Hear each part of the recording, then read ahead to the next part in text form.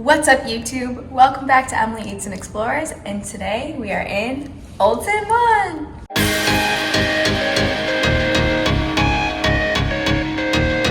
So for context, I've been here about a month and I wanted to do this at the end of my trip so I could get a good collection of all the best things to see and do. So let's see what $100 can get us in Old San Juan. Those of you who don't know, Old San Juan is a port town. So that means a lot of cruise ships come in and out of here. So my suggestion for all of you is always going to be try to get to places before the cruise ship docks, because it's going to get so crazy busy.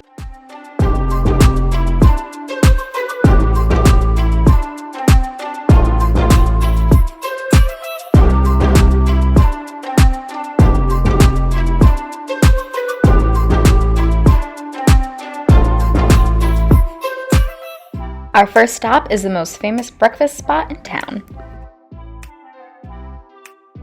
All right, we are here right at 8 o'clock, but if you came later in the day, the line would be all the way down there.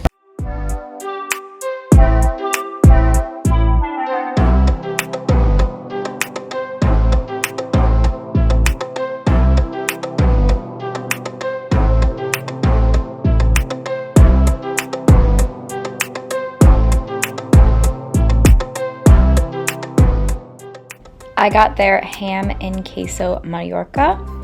It's somewhat similar to a breakfast sandwich in the US, but it does have this delicious powdered sugar on top.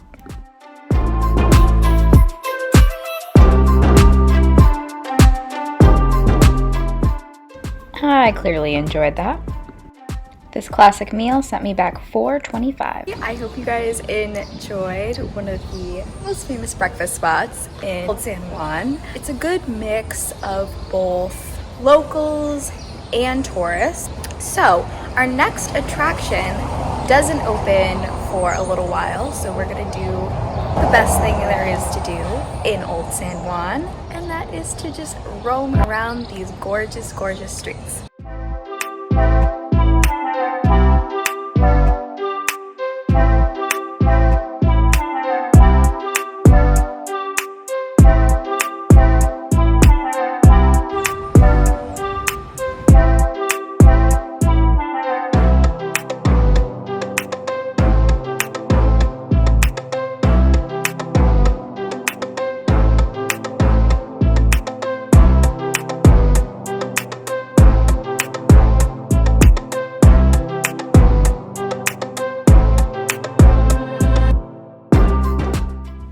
And we have made it to our first stop, Castillo San Cristobal.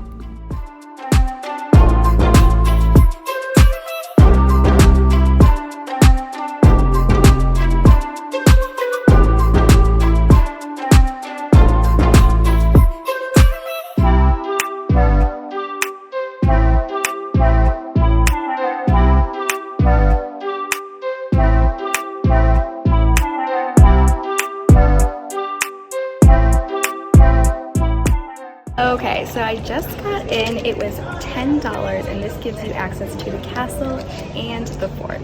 The structure was named after the patron saint of land travelers, Saint Christopher. It's considered the largest fort in the Americas.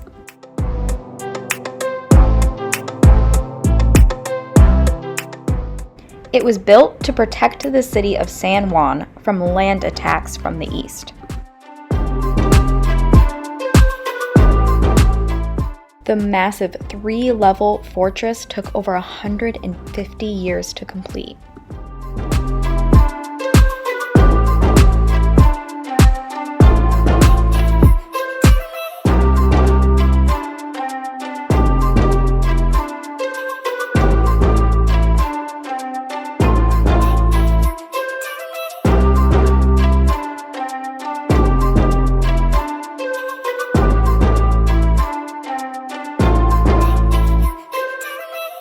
This is just me rubbing some balls and trying to be funny.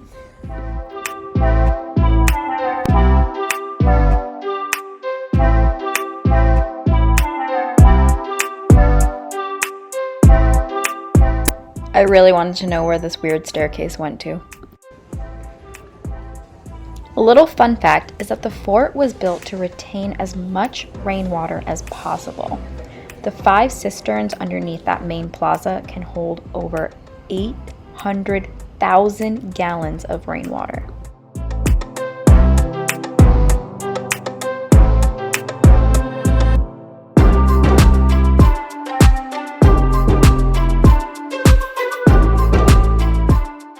Dang, look at this view!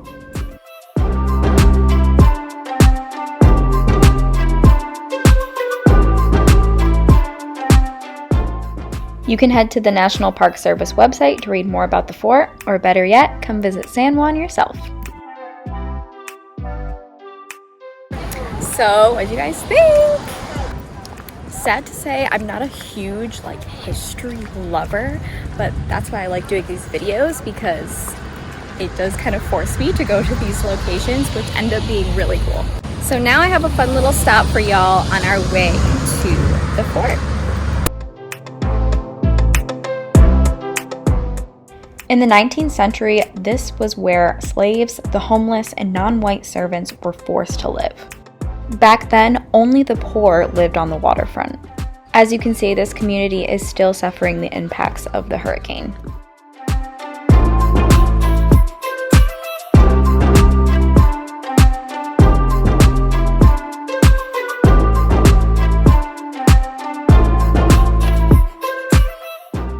It's now quite a tourist attraction with big signs like these and colorful street art.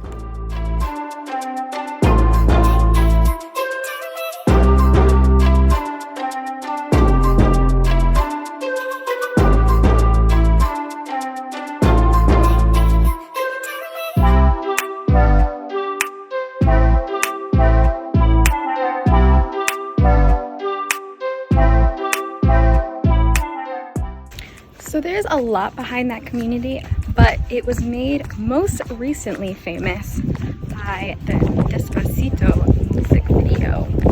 All right, it is 11 o'clock and it is hot, hot, hot. So always make sure you stay hydrated or else you won't make it through the day. And we've arrived at Fortress number 2.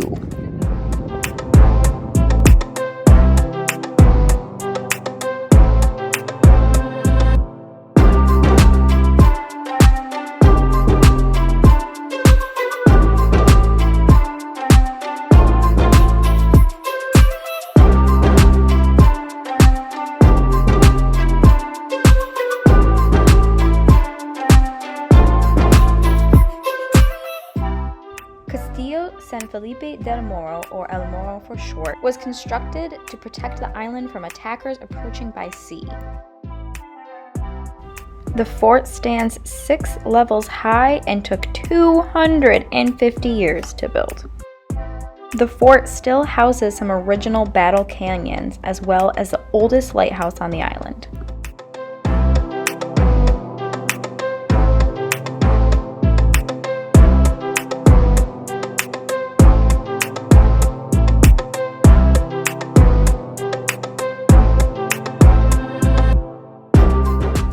The U.S. Army retired El Morro in 1961 and passed it along to the National Park Service.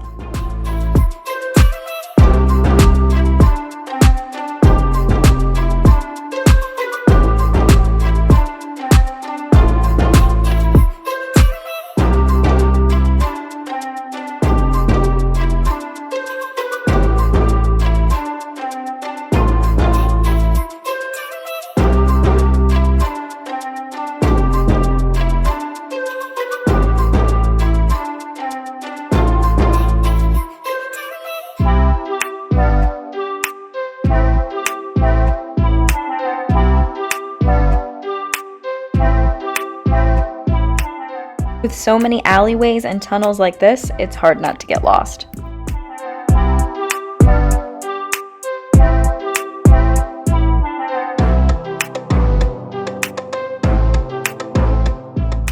And you'll definitely get your workout in.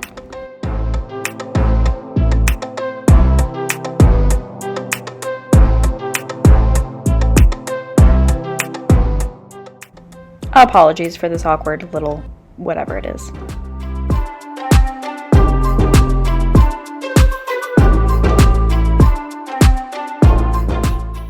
I am now exiting the castle and making my way down to the water.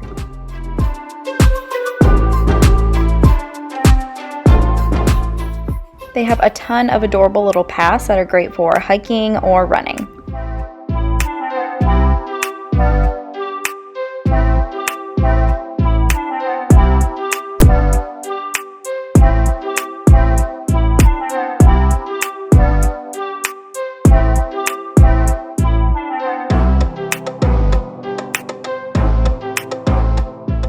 Just make sure you watch out for these guys.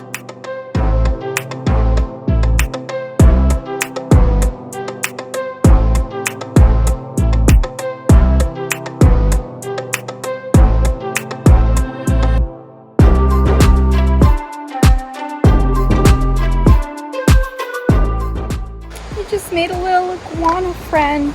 So cute. He was definitely, I definitely startled him and then he just didn't want to move, but it was cool seeing one that close.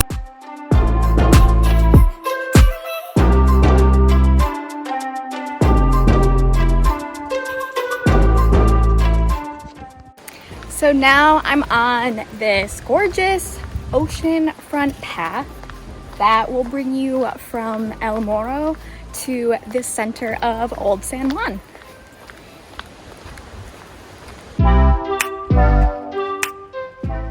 So I just met this really nice local and he told me that this was actually the only original door left of the city that was walled in. Interesting. You walk this way and you'll get to the center of town.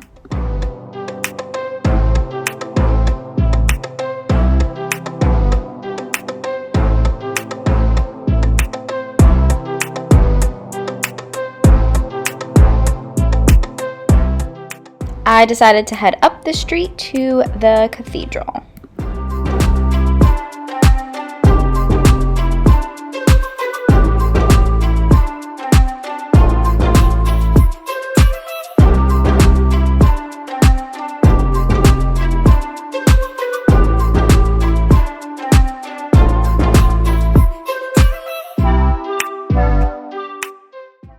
Alright, I'm back at my apartment for a little bit. I just need to freshen up. I am so sweaty. Sorry if that's TMI, but it does get hot here, so make sure you take breaks throughout the day.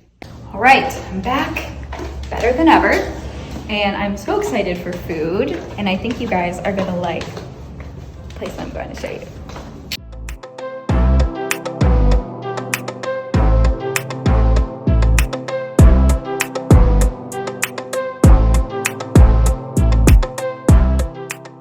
Hope y'all like pina coladas.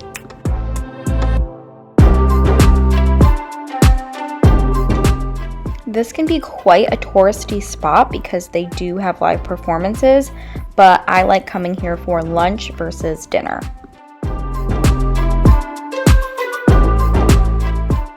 Of course, I got the original pina colada.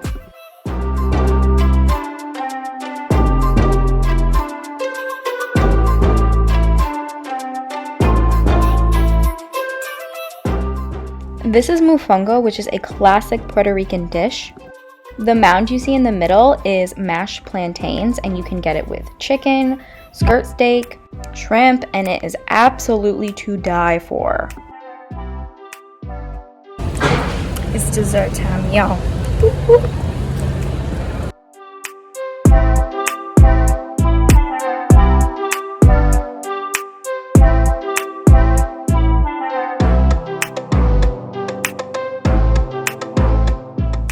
Casa Cortez was one of my favorite stops in Old San Juan. They are known for their hot chocolate, but they also have this chocolate grilled cheese that is super unique that I would suggest you guys get. Sadly, they just closed, so gelato it is.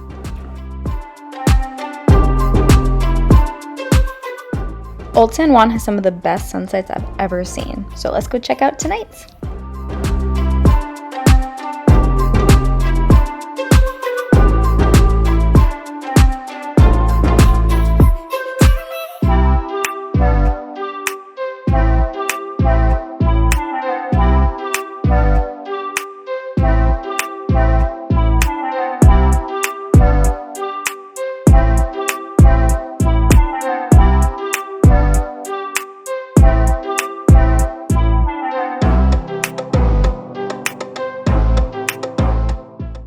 I hope you all enjoyed the sunset. I love the sunsets here, they're gorgeous. So now we're off to one of my favorite spots in Old San Juan. Poets Passage is an artist's haven with a bookstore, gallery, and open mic night every Tuesday night. The best part, it's free.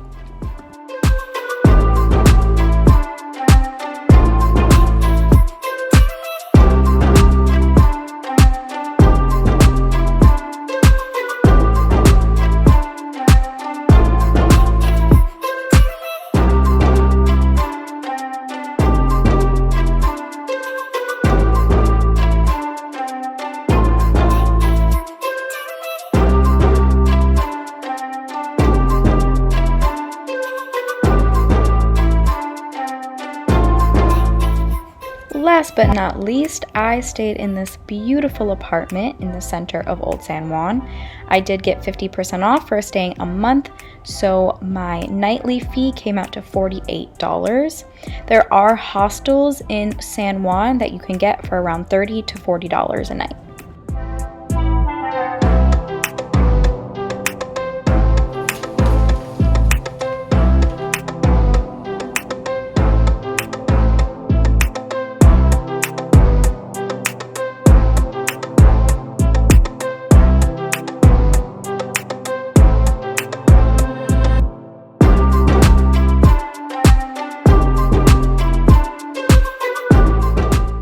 All right, my friends, I hope you all enjoyed this $100 a day in Old San Juan. Don't forget to like and subscribe, please, and I will see y'all in the next one.